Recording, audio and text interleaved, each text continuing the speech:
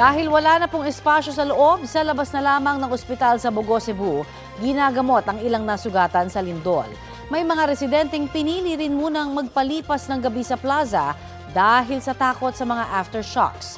Balitang hatid ni Alan Domingo ng GMA Regional TV.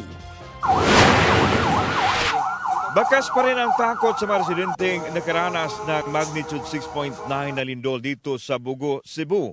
Lalo pat nakaramdam pa rin sila ng mga aftershock. Kaya sa harapan ng Cebu Provincial Hospital, Bugo City, muna inaasikaso ang mga nasugatan sa lindol. Dito na rin sila nagpalipas ng gabi.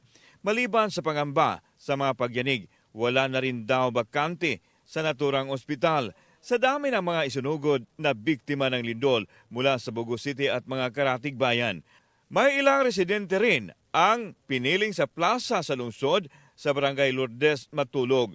Isa sa kanila si Edeta de la Cruz. Sus, kahadlok, sir. Grabe kakusog. Baka mauli eh.